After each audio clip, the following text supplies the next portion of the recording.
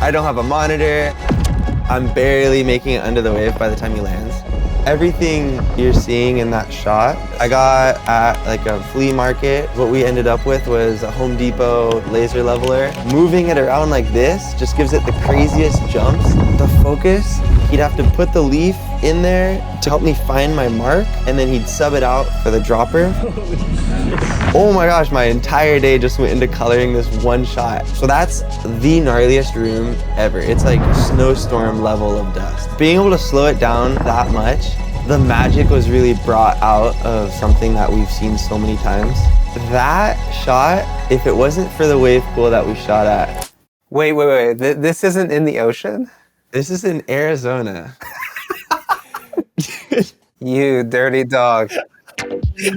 When I first saw these shots come across my feed, I thought, Andy Woodward, I have questions. Like, how did you pull off something so elevated with little to no budget?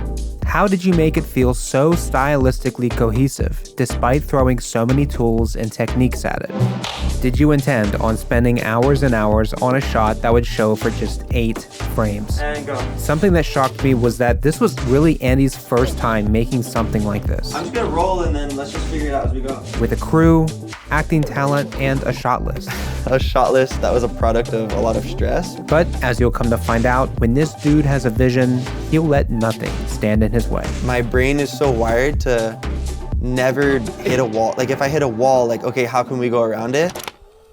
Andy Woodward, welcome to the podcast. I appreciate it. Thank you, Dylan, for having me. Woodward is in like, your last name is the same thing as like the skate camp, Woodward? Exactly. I love it. I always didn't really like my last name growing up, and then it grew on me, but I remember in high school, a lot of kids were like, what, are you like related to the Woodward skate park? I'm like, yeah, like that's my grandpa. Tried to get free season passes as a kid, but it never worked. Love that. So you made this incredible piece called Mayhem. Frameset featured it on our Instagram and on the website as well. And I remember seeing it, I was like, okay, I need more info.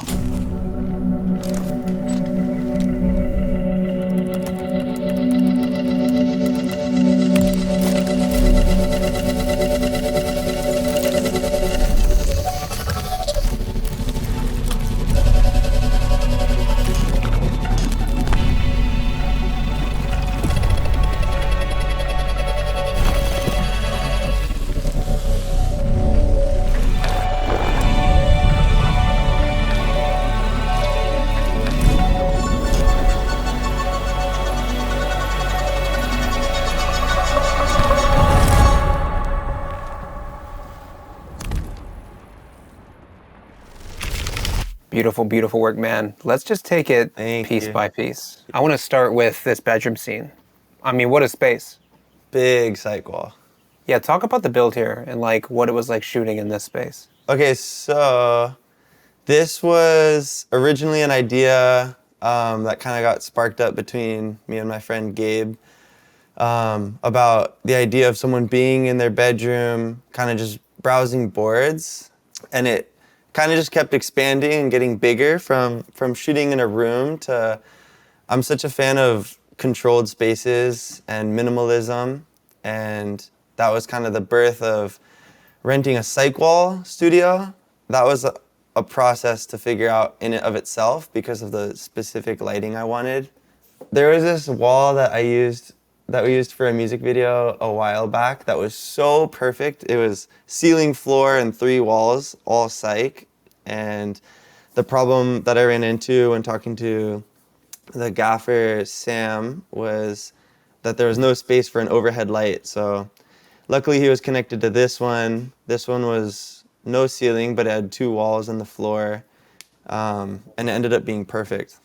As far as set design, that was a whole other beast because obviously we didn't have the budget for a set designer, so I put on that hat. Yeah, you put on a few hats for this one. Like the mattress was from a street corner, and when I went to go pick it up, it was not the same mattress as the pictures.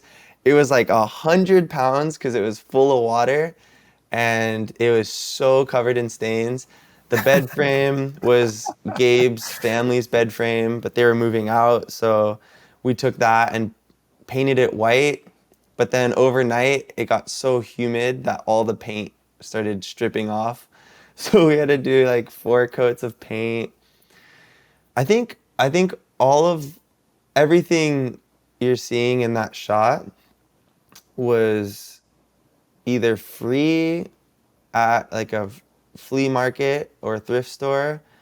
Like most of the stuff on the desk and the stuff on the bed is Josiah, who's the talent in that shop. That's amazing. I totally understand how you could just go get a bunch of furniture. It takes time to go get those things, but they're pretty accessible. Yeah. When it comes to like your lighting setup though, you seem to have done a lot here. Can you just break down how you lit this beautiful scene?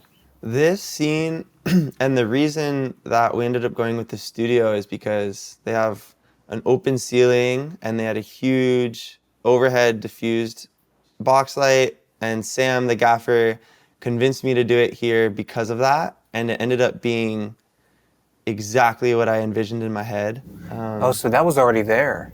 Yeah, that was already there. And that studio ended up, they helped me out a little bit budget-wise, but it was still kind of a big hit on the budget. But to be able to save the hour or two in rigging that light was massive and paid itself off. The only thing was just trying to dial in the exact color I wanted. Obviously there was flexibility in post, but I'm so particular about blue tones that we spent probably half an hour, 45 minutes of just sliding it, and eventually I was like, can I just jump on there and play with it? So he put me on the controls, and while everyone just sat there, I felt bad. Everyone just sat there, and I was just like, I gotta get the right blue. So this BTS makes it look a little more indigo, violet, but... Yeah, I mean, speaking of that blue color palette for this, it's so cohesive. Like the practical lights and lamps match the color of the light coming from his laptop. That matches this computerized blueprint animations. Otherwise, everything is like this very specific blue color. Like, what was why are you so particular with that? Well, in the past few years, I started exploring just color grading a lot more, and I feel like my style in there got really honed in on punchy and saturated. And for some reason, my mind loves gravitating towards blue. Like if I have a shot that maybe I'm having a hard time with, or anything I want to get experimental with, for some reason blue is always where my mind goes. So I knew that I wanted that grade in the overall piece, but obviously some of the shots weren't traditionally blue, like the shots of Chris, the shaper, him shaping, that room is actually green. Like this shot, that whole wall in the back, it was super green. His face was green, the walls were green, everything was green. But when it came down to it, I knew that the surfing stuff looked best blue. The intro shot was always the plan to make blue. But then there were all these little gaps where there were some black and white shots, there were some green shots. It just felt not as put together and intentional as I felt it was. Yeah. So that shot, I remember I started coloring that at like 10 a.m. and then the sunset, it was like 6 p.m. and I was like, okay, now I'm done. And I was like, oh my gosh, my entire day just went into coloring this one shot. And then I was so twisted on like if it looked real or right or not. And there was like this halo around his head, but it was from the paper in the back. But I was like, is that one of my masks? And that shot took me so long to get exactly how I wanted. Wow. But I feel like it made it just fit the puzzle so much better. Yeah, I'm personally a huge fan of how this is colored here. You're saying you did all of that in post? Like when you walked away with the footage, that back wall was green? You didn't do that on the day? No, yeah, my main focus that day was lighting and getting the shots we needed. I knew I didn't have time to, even in pre-production, there's not really much I could have done, but you can see in this BTS, like all the walls of that place are green. Well, dude, yeah, I mean, obviously no one can make something like this truly on their own. What did your crew look like? The crew, first and foremost, was me and the first AD, Gabe. That's where the whole thing kind of got birthed. Started expanding. I knew that I was going to need pro help with lighting, so that's where I put on my story. I was looking for a gaffer, met this guy, Sam, and he obviously was hugely influential in the intro lighting scene, and every idea I threw at him, he's like, "Oh yeah, I know how to do that. Let's do it." Was this your first time working with a crew on a project of yours? Yeah. Christian Habberstad flew all the way from New York to be there. He's one of my closest friends, and he did all the BTS of the shoot as well. Wow. It was my first time having a crew, working with a crew, and needless to say, obviously the first time I'm pretty much producing and directing and having to tell everyone where to be and what time. And it made me so nervous. I don't know how producers do it, because someone can tell me, I'll be there, let's do it, and I'll still be up all night, like, thinking the worst. Like, they're not gonna, what if they don't show up? What if, like, if this person doesn't bring this thing, the whole thing is gonna fall apart. So I feel like at first I was overly texting people, calling, like, you're gonna be there, right? Like, Yeah, I think definitely early on when you start doing projects like this and you need other people around you, it's always best to get the homies who are also growing adjacent with you, you know? yeah, 100%. That's amazing, dude. I want to jump back into like some specific shots here, because I think, especially with your limited resources, your delivery, the way you pulled them off, was just done so well. Like this probe lens shot here, this is pretty sick. I've seen this kind of thing before, but it's done so well here. How did you guys do this? Yeah, so I was super aware of the redundancy of the keyboard shot, but I loved the way that it looked coming across the screen. I'm calling myself out here. I forgot my laptop that day, which was supposed to be in the shot, and luckily Eve had his laptop, but it was it was pretty dirty. So we had to clean it. So you could actually see in the shot, the screen has a couple of little dirt spots on it that I really tried to buff out. You can see it's actually not just a few, it's kind of a lot. Oh, I can actually see that now. I never would have seen that if you hadn't said something.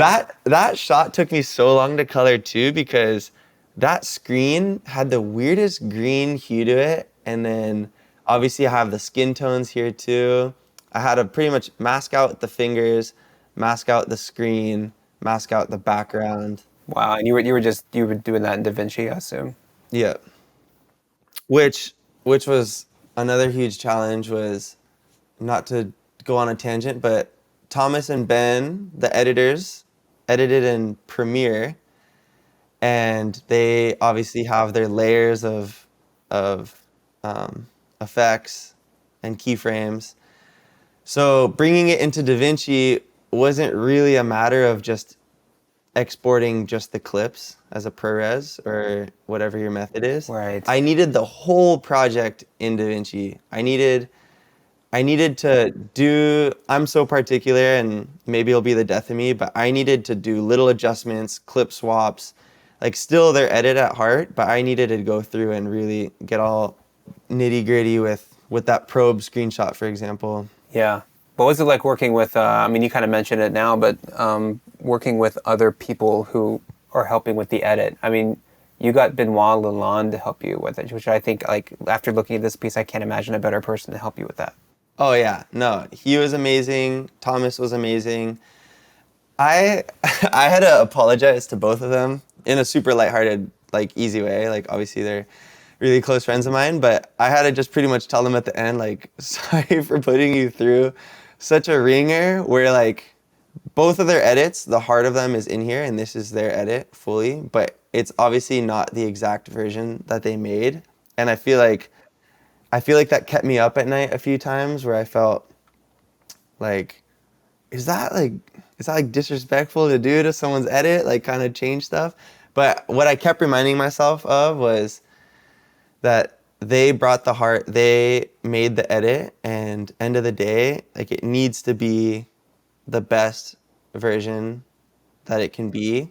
And both of them were super, like, just down for the cause of making it the best it could be. And No, I mean, I think that was a great call because I've worked with a few editors in my life, and the best editors are the ones that say, look, I'm here to assist. I'm here to bring what I have to the project. But at the end of the day, this thing needs to be exactly what you want it to be, or else what's all of it worth? yeah, Thomas brought so many things that lived into even the final edit. Like, one of my favorite things he did was in the water drop moments, there's the shot of a mat right there. These two put together was all him, and it might sound simple, but to me that moment is so good and crisp and is the essence of all of those shots. You kind of have this feeling of the drop coming down and then hitting the screen. That's the heart of the edit, I feel like. Yeah, I mean, because like you can, like, there's no doubt you could have handled this edit on your own and it would have been awesome. But when you bring in the other brain of someone else, they're seeing stuff that you just can't. You would never be able to. Yeah, and Ben was really good at helping me just cut out all the fat. I think my original intro, I had so many shots that I wanted in there. There was one shot we spent a while doing, which was a macro shot of Josiah's eye, where you can see the boards in his reflection scrolling through. We put the computer so close to his face, we put the computer right in front of him and then put the macro lens right up to his eye. And we just had him scroll through these like pre-selected pages with surfboards, and you could see them flashing through his eye, and I really wanted that one, but that's where someone who's not so attached to the footage really excels. Ben was like, nope, nope, nope, nope. I was going to ask, how did you control yourself in this edit? Because any one of these shots, Andy, could last 3 times longer, and as a viewer, Yeah. I'd be okay with that. And I'm like, how much did you shoot that never made the cut? There is so much. Even just in those macro shots, like the water drop shots, there's got to be hours and hours of real speed footage in there, and then it's like 8 times slow-mo or more. And Yeah, can we just talk about these surf shots? I mean, some of these, dude, I'm just trying to picture a man behind a camera, Yeah. and I can't.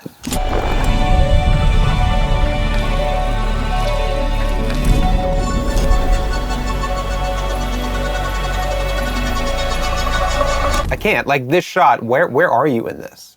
Usually, to get that shot, I'm in the ocean, off the coast, and I'm having to weave and dodge through waves and Yeah. take waves on the head. And most likely, I'm not even going to line up with the surfer because they can outrun me by 4 times, and the waves are going to be in all these places, and maybe there's a lot of sand in the water and you can't really see.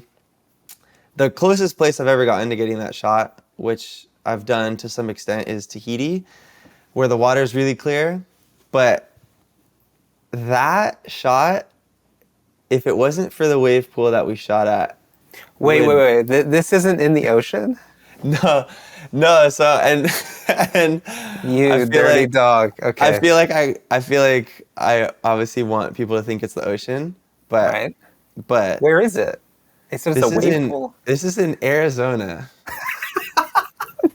I'm essentially standing in that moment. Like I'm not high enough off the ground to not be standing. I'm barely making it under the wave by the time he lands. So obviously it's a trust thing both ways. He has to know that I'm going to move. I know my mark, but the biggest challenge was, as you can see, like I don't have a monitor. I don't have. Yeah. What was your exact camera setup for this? So the camera setup was the Freefly Ember, the S5K, and then a Salty Surf housing. And this is where this project is kind of built on a lot of just blessings. Is this housing setup was for a different project that we're doing, and being able to shoot at this pool with that camera, as much as I wish I could say it was a result of extensive planning, it was really just a really fortunate cross between a lot of blessings, I guess, to say. Like, being at the pool wasn't something I was seeking to do. Having the housing early enough in that original project to have it in this moment was also a blessing. Like, a lot of things came together in this moment to make that possible, which is really funny because that obviously became the heartbeat of the whole Mayhem project. You would never see the water drops interact with each other and the surfer as you would here. Like you would never, that moment would happen so fast, you would never even know that drop really happened. Like if you watch that shot 10 times speed from what it is, you would just kind of be like, oh, the shot's over, like the camera got covered in water, like let's clip it. But being able to slow it down that much, it was like going into space from being like on Earth. It all of a sudden, the magic was really brought out of something that we've seen so many times. Like even in the last shot, the last surf shot, you can see the leash just slicing through water drops in the air. Like you would never see or pay attention to something like that. So even outside of this project, being able to sit there and just watch this footage, watch the full clip was really something special. And you can actually see that in that last shot on the left, there's a little tower. I can see that now. At the wave pool. That's from the Arizona wave pool. And I could have masked that out, and I did mask it out, but for some reason, I don't know if it's just more true to the location or something, but something about leaving it in there felt important to me, so I just, or not important, but I was like, it's kind of a tribute to like it being in a wave pool. But you would never know, even in that shot, like there's trees and you can see the shoreline, but it looks like it could be the beach. And even in the underwater barrel shot.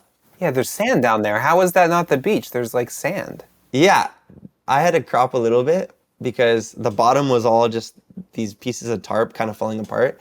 But that could easily be a sandbar somewhere. So did you mask the sand in? No, that's the actual floor of the pool. But like if you added like a couple pixels more to the bottom of the crop, you could already see the little black dot at there's like a black shadow on the bottom. Yeah, right there. That's like the beginning of where the floor is starting to come apart. And there's just a huge sheet floating like this. And there was no way I could sell that. So I punched in a little bit. So did you just shoot these shots like all day in order to get these final ones? Or it's just like, does all the footage look this beautiful? It was pretty hard to mess it up. Yeah, yeah. If I had to go use the restroom real quick, I could give my camera to anyone here and just be like, just go under and point it at something and they would kill it, you know? Like, I mean, you didn't have a monitor. Like, I imagine the wide angleness. I mean, what lens did you shoot with this? I got Rokinon 8mm specifically for these shots. I see. And is it the fact that it was like so wide probably helped with not needing a monitor? It took me a while to get to the point where I could kind of eyeball the settings and just go shoot stuff. Like I have to know, in my final shot, I still had to know how far I was going to be. I still had to set my focus, depending. Like for the barrel shots where I'm close, I obviously had to pull it closer. For the air shots, a little further. But what you don't see is the dozen sessions before this. By the time we were at the wave pool, I had it pretty dialed. But in Hawaii, my first tests were in the ocean, which are obviously way more effort. Yeah. And the amount of times I come home, oh, I nailed it, I was in the spot. People are already texting me like, I want to see the shot. I come home, unscrew it, wash everything, dry it, plug the camera in, pop it up, and I'm just like, oh my God, I'm like 3 stops overexposed. Like, and on the Ember, it is so fickle. You do not have the range a Red or an Airy would. Like, as soon as you have a little bit of clipping, you are toast. While we're still talking about water, I want to kind of dive into this otherworldly slow motion water drop shot. You sent me a picture of your behind the scenes setup, and you've got like a crappy Manfrotto tripod and a camping chair. Did you know that you could pull off a shot like this with those two things? Or did you just wing it? No, I knew we could do it. We knew. I did it with the AD Gabe, who is one of my closest friends. This is at his grandparents' house, and we're fighting for light. Like you could already see the shadows are creeping up on us. It was in that. Listen. That tripod, I've had that tripod, and let me just say it didn't make it through the whole shoot. It sucks. And that's his tripod. I was rousting him. I was like, I hate this tripod. Why do you have this tripod? I could not believe that anyone on the planet would ever own those legs. I think, well, there's supposed to be a spreader in the middle to keep There's supposed to be a spreader. But even then, like, especially on the crop, on the ember, because we were shooting, I think that final water drop shot ended up being like 1,500 frames, but we were pushing 3K too. Wow. But he had to have a leaf of grass in one hand and the dropper in the other hand. And he'd have to put the leaf in there to kind of help me find my mark. And then he'd sub it out for the dropper. So he was doing this like Indiana Jones type swap. And then we actually called it, we wrapped it, went inside, watched the footage, and then had to go set everything back up, do it again. Oh, wow. We're like, we got it for sure. Went back in the house, plugged everything in, and we're like, we have to do it again. We tore down and set back up 3 times. Yeah, what was wrong with the first 2 takes? The focus, if it's just slightly not on the edges, the final shot is so crunchy, and there were only like maybe 10 shots that ended up being that crisp, and not all of them gave that perfect circle, because the higher you go, the more variables there are at play, like wind and shaking hand, all those things. Every inch you move up is millimeters that could mess up the shot. So Right. he was Right. going really close to the surface to mitigate those factors, I see. but then it wouldn't give that drop effect, like it wouldn't bounce back up out of the water. It would just be a ripple. So half the shots were either out of focus, half the shots didn't have that bounce back. And a lot of the shots too, despite our rigorous lighting setup, it just wasn't good lighting. Like the shots that ended up being good lighting, you could see is where the front is in the shadow and the back is in the light, which lasts us 30 seconds, a minute before the sun moves and the shadow crosses, and we just kept inching more and more back until we had no more space. That's amazing. So wait, you didn't have any lighting setup though? No, yeah, I was Just putting it in the right spot. I feel strongly about a lot of what you could do with natural light. I'm also just a fan of super high light contrast. I feel like that's kind of a pocket I'm falling into. Is I love flashes, I love spotlights, I love strobes, and I love sunlight that falls straight to the edge of a shadow. Yeah. Like Thomas and Ben, the editors, I'm a fan of grain and grit. I feel like a lot of Ben's style is pretty gritty as well. Like it's like film but pushed, and I really like that about what he does. And that's why I knew those two would be good for the edit, and I knew that Ben would help with that as well. Is I'm so gravitated towards that style too, and I really wanted some of the stuff in here to breathe that same way. And this shot specifically, with or without grain, is 2 completely different experiences. And without grain, you have that polished feeling, but this just felt way punchier, and I doubled down on the grain that Ben did. I made it way crunchier. I pushed to straight black, and I pushed that highlight in the water drop to straight white. I gave it the vignette, and then just played a lot with trying to give it that grit. And for me, I felt like that translated a lot better to what I had imagined. And I guess I can't really say why, other than just stylistically, I'm a pretty big fan of that. Cool. So, Andy, we've talked a lot about the water element, which is so crucial in this project, but I want to talk about what's not water, like the shaping bay, the actual making of the surfboard. What was that like shooting shots like this crazy amount of dust in the air? Like, how did you protect the camera for that? We did a pre-shoot there, and it was already a pretty gnarly situation, especially in the shaping bay. It is so much dust, which is so fine. Like the dust ranges from full floating like big particles to microscopic fibers. And obviously that's a huge issue with the lenses, with the body, with everything. Every piece of gear is susceptible to getting dust in it like that, especially this kind of synthetic stuff.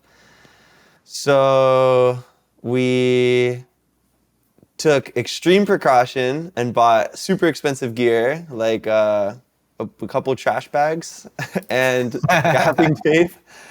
And for my cameras, personally, like I was less stressed. For Sai, I was super stressed because he obviously was on the mini LF, and I have obviously a lot more concern for other people's gear than I do my own. But in the beginning, I had my Ember wrapped in a trash bag. I had my friend's lens taped up, and we were advised to wear masks as well.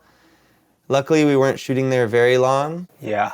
One of the shots on our little mini pre-shoot made it into the cut of the final edit, which was in the beginning, a shot of a shaper brushing off the dust off the surface of the surfboard.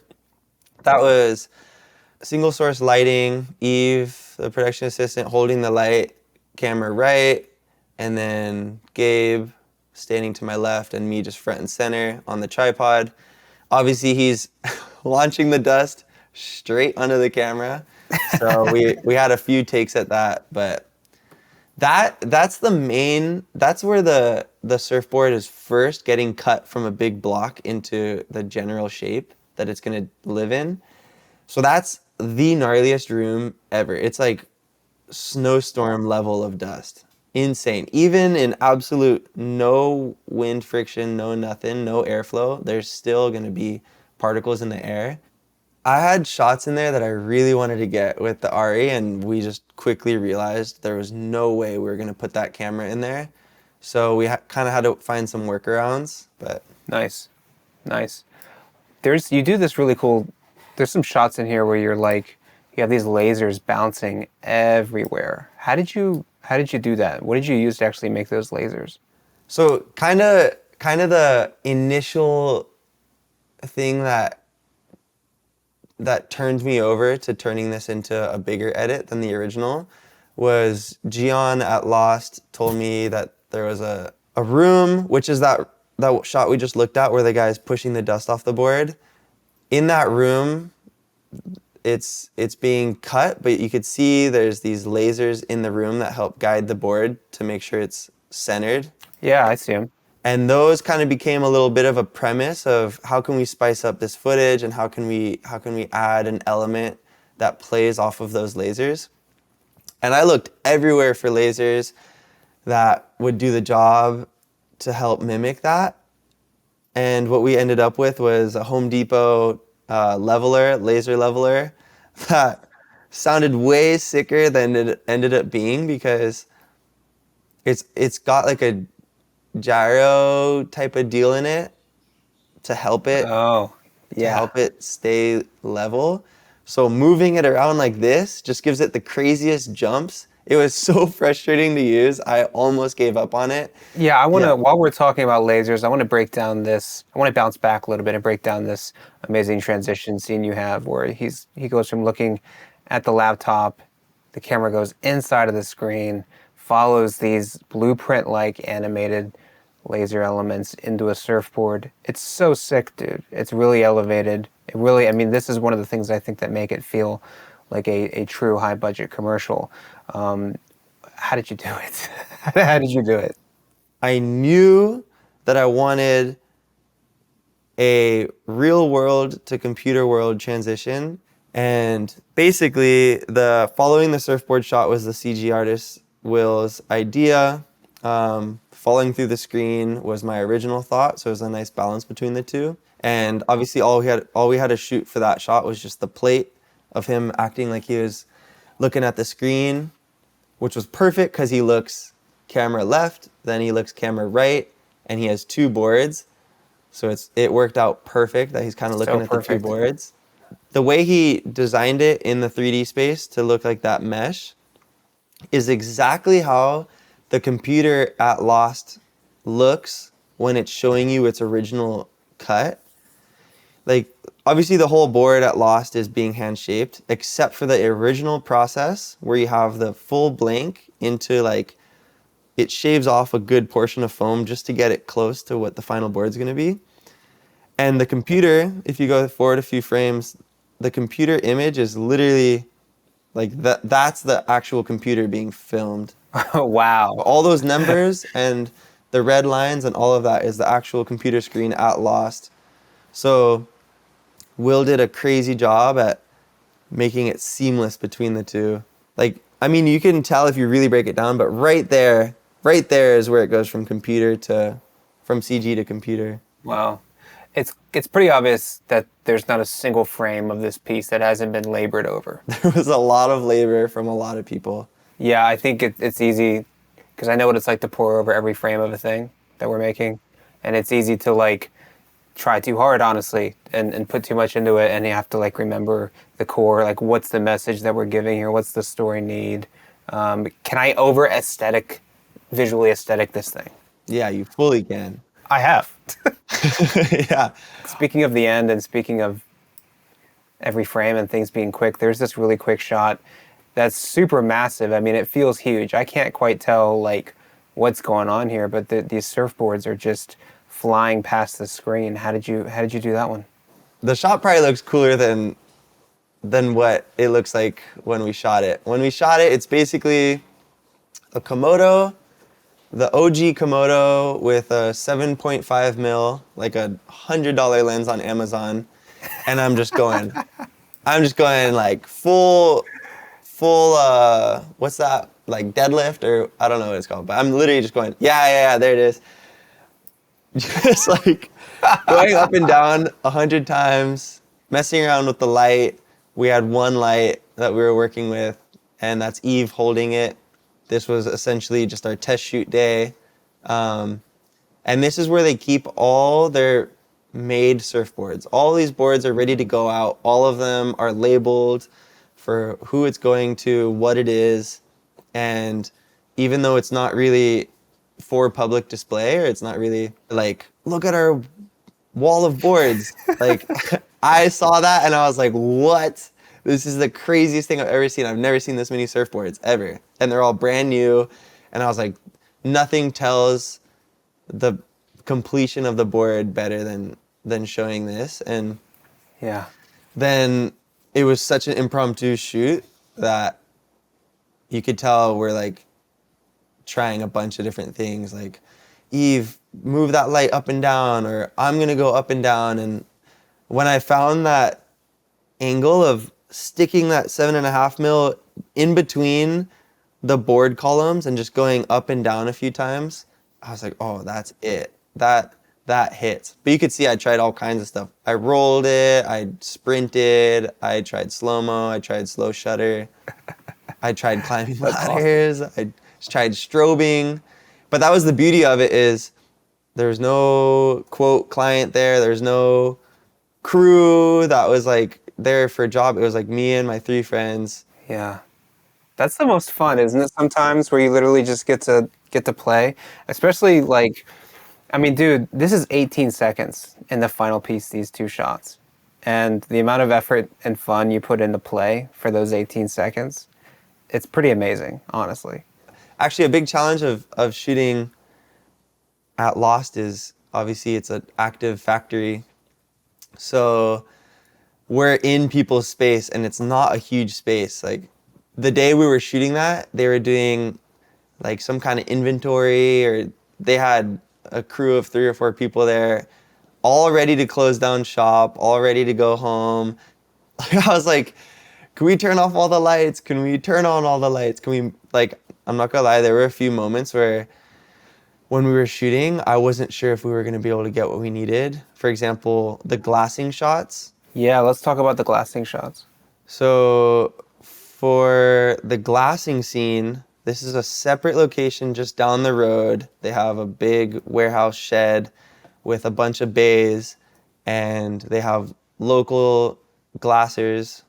We got to the location with what we thought was already planned out internally at Lost to be able to shoot there, and we were immediately hit with a wall of some of the shapers there not wanting to interrupt their workflow with us being there. And like, it was my first day meeting the AC, Sai, who's super dialed, and he pulled up in his Cybertruck, and it's all like, it's all old school San Clemente like core lord shapers, like surf industry type people who were just the opposite of what we were doing. And I just had this moment of like, we're like basically being told we can't shoot right now, and the glasser we were gonna shoot with is like over it, he's leaving. And I was bugging out. I was like, dude, I don't know what we're gonna do. I was like so close to a melt. And then this guy, Petty, who ended up being in the final shots, you could see him there. He's got a shaved head, he's got glasses. Yeah.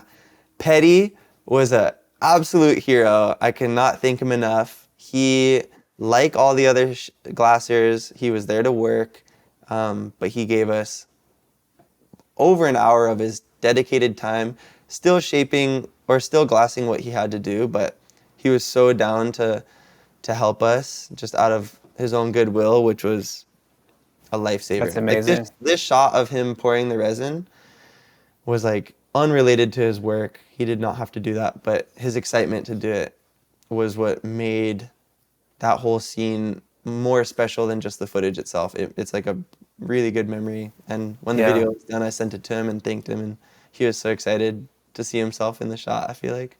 That's so cool. Yeah, it's definitely this, especially when it's not their job to be a part of your film or your passion project. It means extra when people who have no, stakes in the thing are willing to give their time for the thing and like humor your insane level of passion. Yeah. No, you're living in your own bubble where this means everything to you and you're willing to sacrifice everything for it. And it is such a different world when you take one step out of it and realize like no one else is going to care as much as you do. And you take another step out and it's like every step you take outside of your obsession with what you're doing, you're removing the heart of it, of why you're doing it, I guess. So like in my circle, I was super fortunate to have people that were close enough to me and the idea of the project to where we were all in the same mentality of we're gonna do it. And outside of that circle, if you don't have that obsession with the idea, it's gonna mean way less to you and you're gonna be way less willing to sacrifice stuff. So it's super special when you have someone who's inherently out of that bubble step into the bubble and pour themselves into it. Yeah. I took a full moment to just be like, this is so special that I have this guy who has no reason to care this much, like caring this much, Yeah. No, that's always super special. And this shot specifically, I was having a hard time on our pre-shoot imagining how I was going to be able to make the footage look as good as it needed to be. I was constantly reminded of this idea that I don't want to just make a shaping and surfboard making video. I was like always thinking about how the last thing I want to do is do that. So this was actually the morning of. I was like, that's what we're going to do. I sent Eve to go to Michael's and he picked up the plexiglass, pulled up. This was the last shot we did at that location.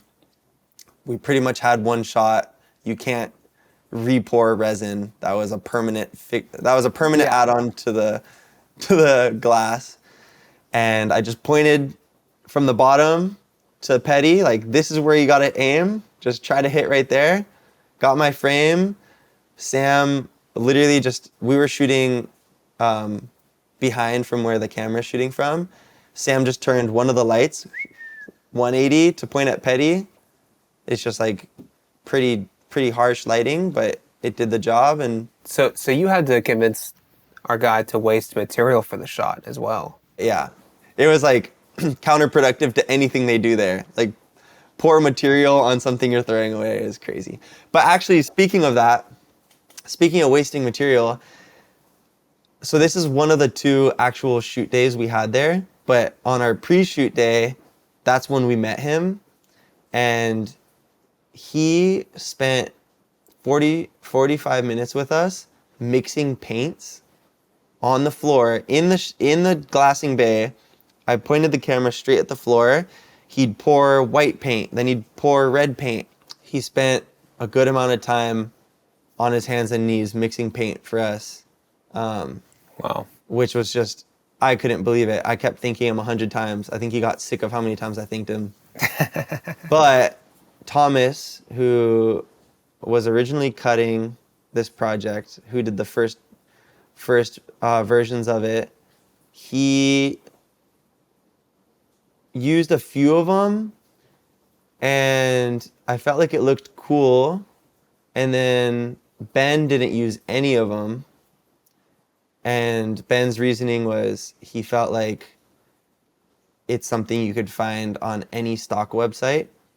And that flipped the whole thing for me. I was like, actually, yes, this looks like something you get straight off of like stockfootage.com, like paints mixing. And it like crushed my whole vision of those shots was just like, I couldn't even look at those shots anymore. I was like, I know, it'll mess with you, wouldn't it? It messed with me. And luckily, like, we just lost an hour of time, and obviously Petty had to use materials, but it was one of those things that I was fairly confident about in the beginning. It was like in the shot list, and I was like, that's gonna be sick.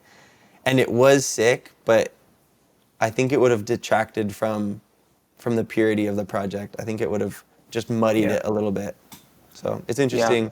It's interesting looking at that footage, the BTS footage, and being like, in that moment, I was like, yeah. And then a few months later, I'm like, no. Well, that's also the freedom that we have as we create, you know what I mean? You can kind of play around with what you shoot and then see if it works in the end. Yeah, no one was telling me what had to be in there and what didn't have to be in there, you know, like. It's great. That's what was cool about it. So we've gone through the final work. I want to see how you organized yourself here. And right now we're looking at what you're calling is a shot list from Mayhem. Can you just tell me, just walk me through your pre-production process here? Yeah, so the pre-production took a couple different shapes. It started off as a couple videos that I felt like were relatively similar, and then obviously the project kept getting bigger and bigger. It wasn't originally supposed to have that intro sequence or the CG, but as I kept kind of morphing it, it kind of felt like it was three big pieces. The intro, which was a whole separate beast, shooting at the factory, and then shooting the specialty stuff like the surf. So that's kind of in my brain where it started splitting into three different mini projects to tackle. Naturally, like, I'm such a pen and paper, such a like cluster of just ideas type of person, like throw it all in one place, that when I started asking people to be on the project, I felt like I needed something that could communicate that a little better. And obviously this being months ago, now I would probably do something a little more polished, something more of a pitch deck-esque type thing. But at the time, what made most sense for me was here's every single shot that I want to have, and I'm going to separate each shot and put any info I need to know about that shot, and I'm just going to start checking them off. So to get some of my jitters out of the way, we started just shooting some of the water textures, and then I just slowly started chipping those off. I put some stuff from our scout in there, things I thought were cool. This was my clearest form of communication, to be like, okay, shot 24 is like the lighting that I want to have, you know, or shot 11 is the CG reference, you know. Obviously, looking at it now, it just looks like a shot list that was a product of a lot of stress, but at the time, this was Andy's brain to other people's brains as best as I could do. That's awesome. That was my biggest question, is like, this is all awesome, but was it just to organize yourself, or was it to help cast vision and organize everyone else? It was mostly for me, honestly. It was mostly for me to have the confidence to ask someone to be on this project, you know? Like, here's what I need, and this is how I want to do it.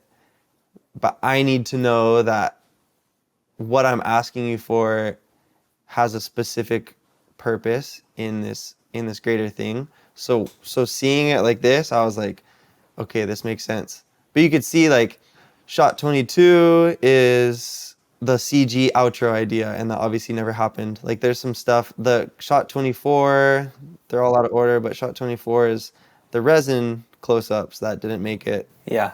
My brain works so much like scavenger hunt style. Like, give me a list and I will go check it off. Like, Yeah. every day I pretty much make a checklist of stuff. Like, everyone does a to-do list, and that just becomes my mission. Like, boom, check that one off. Now I just need these 3 more. So being able to go shoot some surf stuff, come back and be like, that's it, check, was so good for my brain.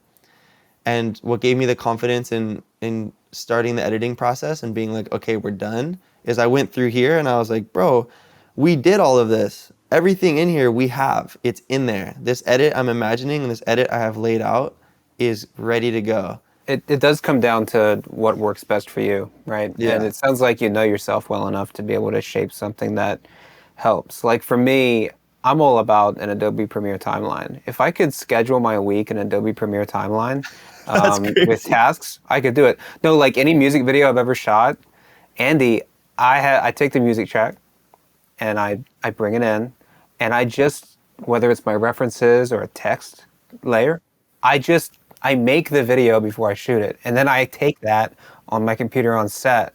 And when I hit playback to actually shoot whatever scene, I'm actually watching my Premiere timeline as I see it. Yeah. You know, so this seems like a different version of that. That is it. That is like a more in-depth version of this. And I know that method too, and I think that works really well for pre-pro stuff, because then you're like, okay, I'm literally watching it. Like, how could I mess this up? Milanote's really great though. A lot of people use Milanote. Yeah, like that's the beauty of it. Like I could take all my reference links, all my photo inspo, all my scout imagery. I could take it all and just throw it up on here and just start moving stuff. Do you have any? I totally understand like where you like scout photos and stuff that you pull from Google, from the internet, in order to, you know, talk about what it is that you want to make. But when it comes to getting like actual references, what are like? Do you have anything you go do for that? So, the one that says shot 25 at the end, that was the original idea for this project. Like, it's just a 15-second cool video of an athlete doing their thing, and I was gonna put some cool shit in there. I mean, this is Frameset talking here, so clearly we're all about using the work of others as inspiration for our own. But what's your philosophy on this? You know, clearly you're not afraid to pull from inspiration, but some people are like critical of that. You know, where do you stand on it? When I see someone do something cool, and maybe it's not the first time it's been done, but it's the first time I've seen it, if I see that anywhere else, all I think about is that first time I saw it, and it just becomes stained because it was like I could feel that it was done before. Like same with music. Like if someone shows me a cool song, I'll probably always think of them when I listen to that song. And if it's like an editor or someone, because you know it's like sometimes people are like scared to share songs because like I want to use this or whatever. It like becomes their song to me, and I feel like it's the same thing with on projects. Like if I see, especially now where on Instagram you see a lot of replication, that world gets so foggy in my mind where I feel like I want to try to avoid that. And obviously there's some things you can't avoid. Like the probe shot, for example, has been done, and here I am doing it. But in my mind, I like have a kind of a negative connotation with saying like inspired by, or like I pulled inspiration from this, because I think nowadays people confuse that with just blatant carbon copy, like not like straight copying. Like the amount of times I've seen inspired by, and I'll go look and be like, bro, that's The same thing. What do you mean inspired by? The same exact thing. Yeah. I think to me, like what inspired by should be is like I watched a sick music video and now I'm like fired up to make something of that caliber, you know? Like inspiration I feel like is more of a feeling than it should be an emulation. And I think that gets really mixed. That feeling it gives you when you watch it, that's what you should take out of it. Like the excitement you get, the mind-blowingness you get, like that should be what you pull from it and apply to your own stuff rather than that shot was so cool, I want to do that same shot on my project, you know? Yeah. Especially now, like when you just see a lot of the stuff that's just being pumped out on Instagram, it's just like, whoa. Like there's like, it's like the trends thing, you know? Yeah. Like I feel like a huge one I've been seeing lately in every piece that has anything bike related is that like the hard mount on the bike, like looking at the tire, like on the handlebar, you know, like I've seen that so beat lately because like it kind of became a trend, but sometimes that is like the best shot you could get, you know? So I guess there's a time and place.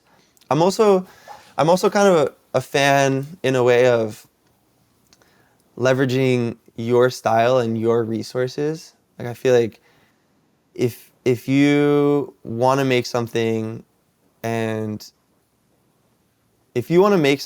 you're maybe struggling thinking about what to make, but you want to make something, sometimes your surroundings and the things that you're most numb to and the things you're most accustomed to are the things that make you so much different and is what's going to make you have such an advantage in that realm compared to others. Yes, but we should lean in. For example, I came to Hawaii and started filming. Hawaii was new to me, filming was new to me, surfing was new to me. I had a whole untouched, fresh perspective on this whole world in 3 different worlds, being here, filming, and surfing. Everything was exciting. Everything was like, I'd go film on the beach and do my job, but I was like between waves, like I'd go film people down the beach, the trees, the sunset, things that now being here 4 years, I don't film anymore. But at that time, like it was so fresh and new to me. And that's what gave me the advantage in making my first film project called Noah. That fresh perspective on something that I feel like had been seen before, I feel like helped me have the drive to make something out of it. And now I don't go to the beach and film sunsets or people walking. Like that chapter has ended, but every now and then when I need to, I'll try to tap into that mentality of leveraging something that I have resource to. And that's what gave the heartbeat of this Lost project. It's stuff that I've done 100 times in the last 4 years, but how can I see it in a way that I want to do a commercial project. I want to do a really cool commercial project. I'm not getting commercial work, but I want to make something. What can I do? Like, I could go film like a mountaineering project. I could go film like anything, but that would take so much more effort and research and drive to do than like, okay, what do I have here that I know well, that I can leverage, even though maybe I'm used to it by now. And that gave me so much more room to feel more confident and push the limit of it. And even though I'm like trying to grow out of surfing a little bit, it felt super special for me to make my first commercial project related to the thing that gave me this life in the film world in the first place. Yeah. I think a lot of filmmakers in your stage in life I think they're doing their best work because they're leveraging their resources. You know what I mean? I totally know what that's like, is to just learn how to really leverage your resources. Yeah. What you might be most used to and what you might just take for granted could be the thing that makes you the most different and gives you the most edge. I feel like you're in a pretty relatable state in your life and in your career right now, where it's like you've made a really great thing and you have all this potential, But then now what do you do with that? What's your approach right now? Yeah, so making this piece is part of my approach. I want to get commercial work. I wasn't getting commercial work that excited me. So, okay, like, here's what I can do. Put it out to the world. I feel super fortunate that it was well received and that all the love and labor that was put into it feels like it's being seen. And that was kind of phase one of my approach into what I feel like is calling me right now. And that would be doing more commercials of that realm of something that is maybe more abstract, maybe not. And then music videos. Those are kind of the two that I have my eyes on, which I feel like LA would be a good conduit for that. But my approach now is I have one more piece that's kind of, it's not of this caliber, but it's kind of cousins with this piece. It's another spec piece I'm doing that's also pretty water-based. My plan is to take those two and go shop around LA and see if I could find even a crew that might want me to go get coffees, or maybe ideally a production company or an agency. Like, I just want to see what's out there. And I feel like this project kind of helps me put a good foot forward to be like, okay, I don't just make surf edits. I don't just make Instagram edits. Like, here's something that could stand the test of time. But essentially my game plan right now is I'm kind of winding back. Just like, I built my website and I was like, oh, I don't really have that much stuff to show. So I'm winding back, getting stuff to show, and then I'm going to try to just release into hopefully some cool opportunities. Maybe go start fresh in LA and just be bottom of the totem pole, like PA or coffee runner or whatever. Just try to get some real set experience and then prove that I could be an asset. Dude, that's awesome. I'm literally stoked to just follow you on this journey. It's the beginning. It's 27. It's kind of a little late start, but it's the beginning for me to what I feel like could be a really cool next 5-10 years. I want to ask you a random question about technology, gear. What are your thoughts on how it's evolving? Like, the tools of this trade seem to be advancing. They keep advancing. What are your thoughts on that? I think it's sick because it's making what's already been out cheaper, and then it's giving so many more options for people to pick their own lane.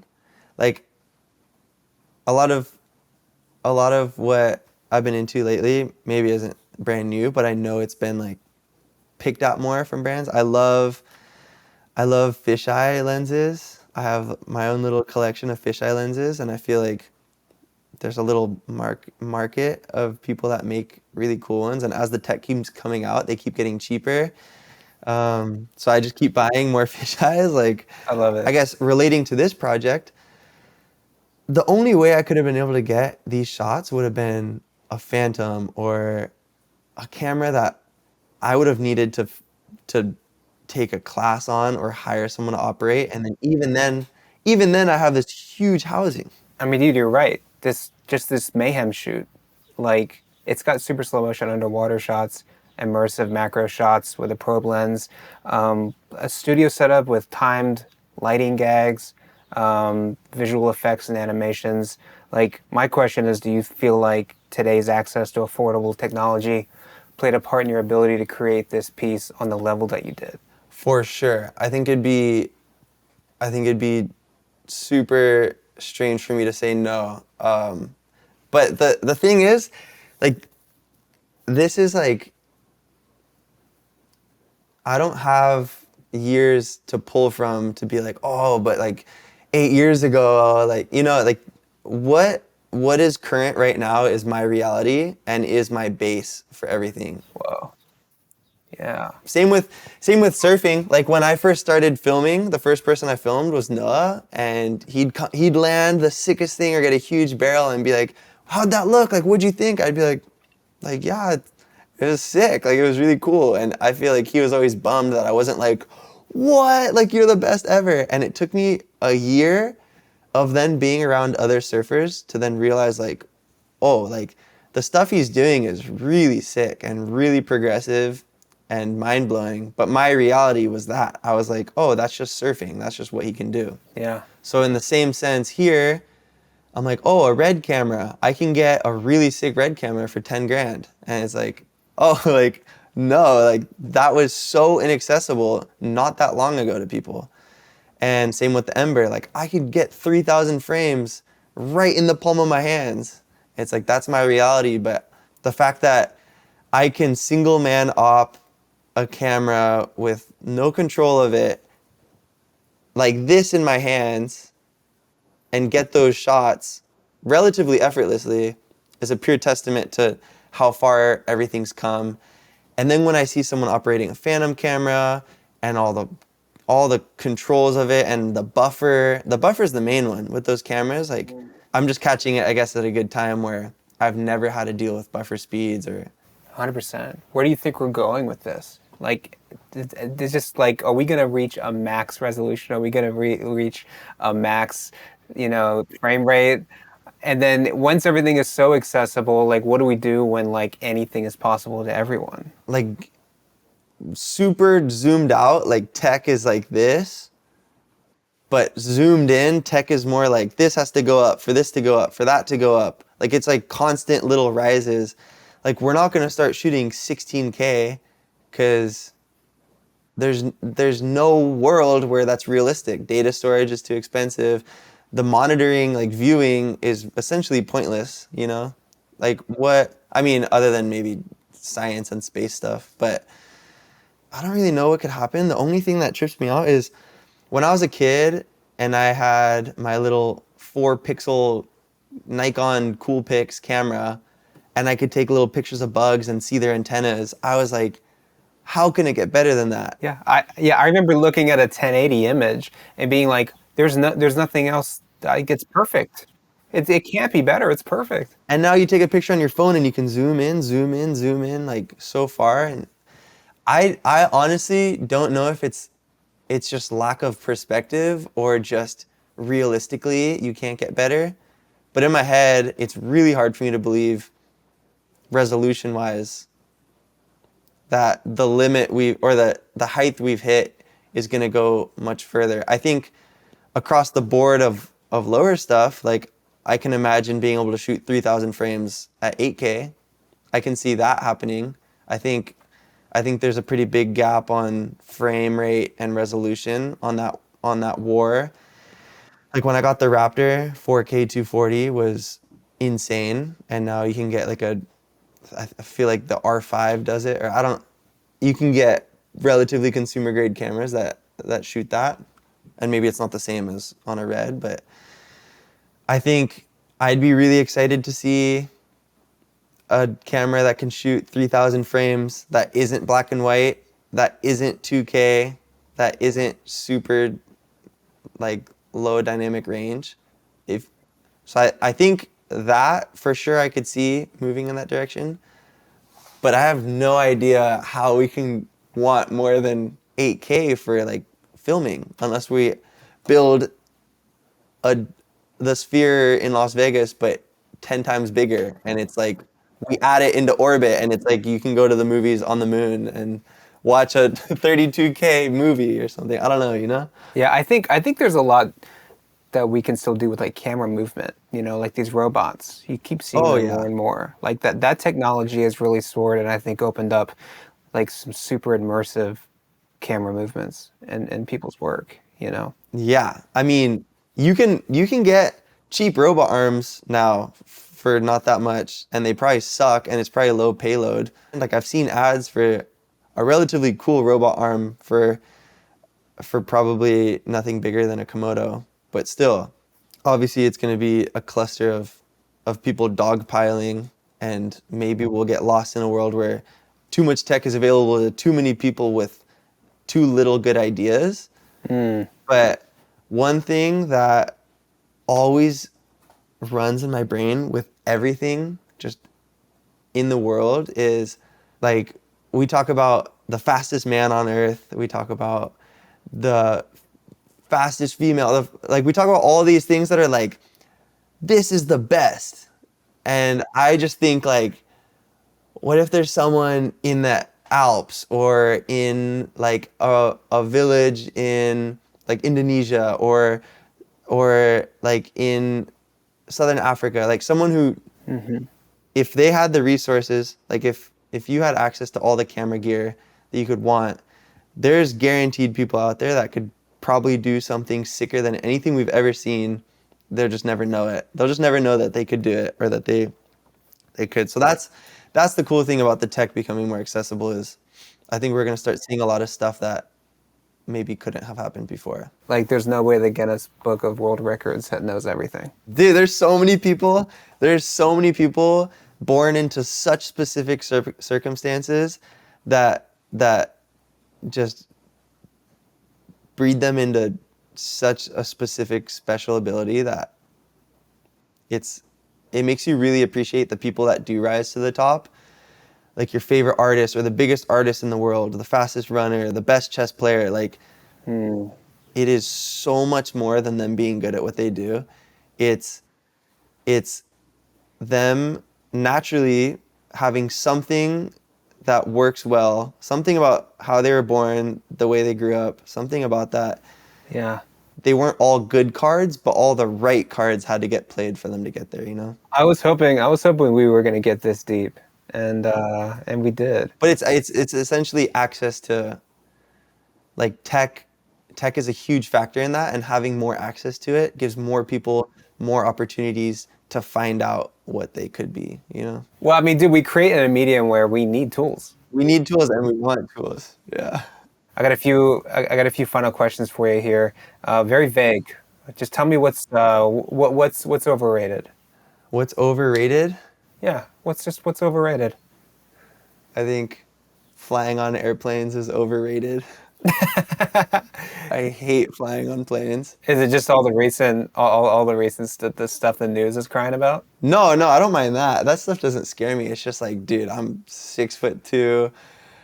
Those planes are messed up, bro. Like, I get the idea of like mass transportation and efficiency, and I don't want to be just like diva about it, but we are so packed onto those little metal tubes. It is ridiculous. I've sat in the chair before and just been like, this is unreal. No, it's an insane miracle that opens up opportunities for everyone in the world. I look very fondly on air travel. I think it could be done better, of course. Yeah, it can be done better.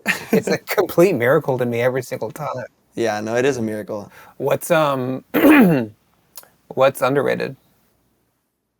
Going to the movies with your friends. I feel like no one ever wants to do that. There's like a few people that want to, but I feel like no one, like, do you still go to the movies? Not enough, but yeah. Maybe I'll regret saying this one day, but I don't consider myself like a huge like movie critic, cinephile, like obsessed over movies. There's so many movies I haven't seen. Yeah, same. But obviously, like the next person, watching a movie, going to the movie theater, being in a whole different world, seeing it as it's meant to be seen, and then experiencing that with your friends, like, and paying $15 to do that.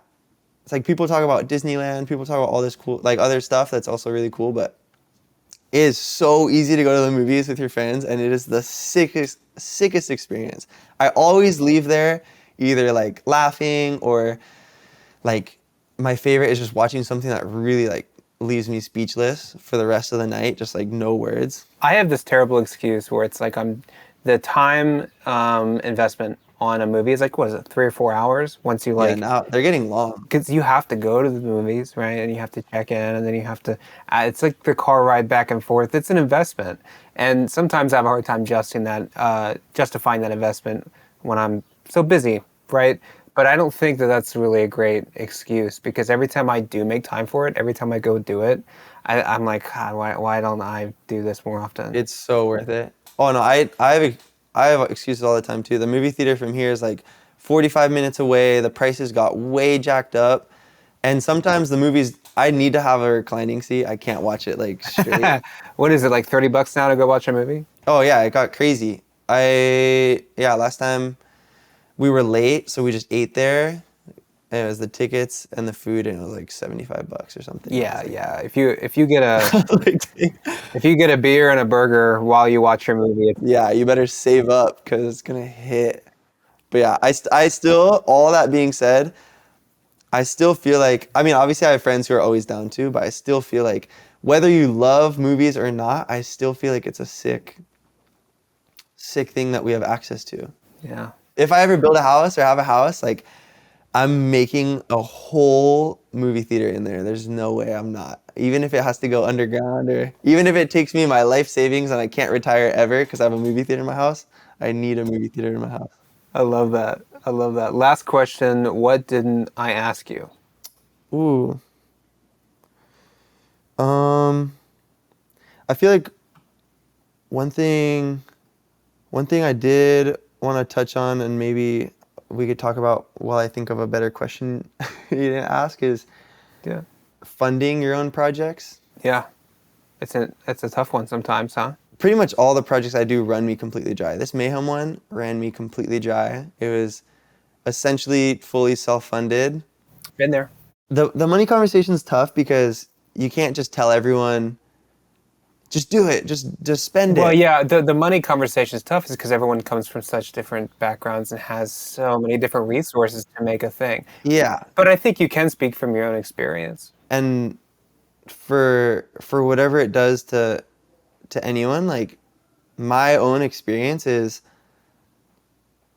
I can like obviously self-support myself and I have my expenses I have to pay, like rent is high, my car insurance, my health insurance, my camera insurance, my subscriptions, everything like eats a huge chunk of my money. But if this project means enough to me, I'm going to save up the money. And from my personal experience, I have no hesitation in spending it on these projects. Yeah. My brain is so wired to never hit a wall. Like if I hit a wall, like, okay, how can we go around it? And I will stop at pretty much nothing to make it happen. And the financial part falls into that same category. Like I have $300 left and it's gonna cost me $300 to do this. Like boom, no hesitation. Like I need this to happen. It's gonna happen even if I'm eating noodles for like a week after. And like commercial work especially, like you have to, no one's going to pay you to do something that's not already in your work or on your roster. Like you have to make the thing before people pay you to make the thing. Yeah, no one's looking for you. No one's like we all see each other. We all see each other on Instagram. Like we know what's going on. It's like going to class. Like we all come to class, we all log on Instagram and we're like, dang, people are killing it. This is cool. But no one's like, oh, I mean, every now and then, yeah, sure. But no one's like, I'm going to look for an Andy or something, you know? Like no one's waiting for you. There's no end of the road where you made it a certain distance and now you have it made. Like you have to do it for yourself, and that's part of my theory. And that was when I talked to Ben Lalande about this stuff. That was his advice too. Is he's like, okay, like you have this work now, but now the work starts. Like now you have to go get meetings. Now you have to go talk to companies. Now you need to go pitch yourself over and over and over again until you're getting those projects, and then before you know it, you're getting those projects. 100%. Well, dude, thanks so much for jumping on. This has been... No, yeah. It's really relatable. It's really good to hear for other filmmakers who are in a similar position. You know, because what you're trying to do is really tough. And like you said, we're only going to be able to do it if we make it happen ourselves. No one's looking for you. 100%. And it's cool to hear other people's experiences too. Like how we were talking about, I felt like when you were talking to me about doing a podcast and I was looking for BTS and all this stuff, I was like, I don't have any project, like I don't have that many projects to talk about. I don't have all this industry knowledge. Like what am I even going to say? But I really do appreciate you having that perspective on it, because it kind of made me realize too, it's a super, like this point in my life right now is such a particular one and such a special one to me. And it's because I'm between these spaces right now where I'm kind of sticking my head in the door and kind of I feel like I'm on the edge of entering a new world, but obviously I haven't yet. So it's a cool moment for me to stop and think about how special it is, even though I want to have all the gear and I want to know all of it and I want to have 10 projects to show you, you know? Yeah. In 10 years, bro, let's do this again. And No, let's do this again. I think it'll be really good to compare. it will be. That'll be a really cool one to do. All right, dude. We'll check back in a few years, okay? Yeah, sounds good, Maybe bro. sooner. Call me in 2028. That sounds good. Thank you, bro. I appreciate you. We'll talk soon. Peace. Hey everyone, emergency announcement here. Frameset is launching a new site. We've got upgraded search. It's faster, it's cleaner, it's more intuitive. And we have a new featured page. We've built this dedicated space to celebrate standout work. There's also a ton of behind the scenes content to go check out. Frameset is now more collaborative. You can build and share sets, create a workspace, add people to that workspace. Working together and with other people is such a big part of filmmaking in general, and so we want to foster that with where we're taking Frameset. Bottom line, this is just the beginning. More creative tools and project-based features will arrive later this year, all designed to support creative development. I was able to make a custom code specifically for podcast listeners, so at checkout, use code REFRAMED for 10% off. As always, thanks for tuning in.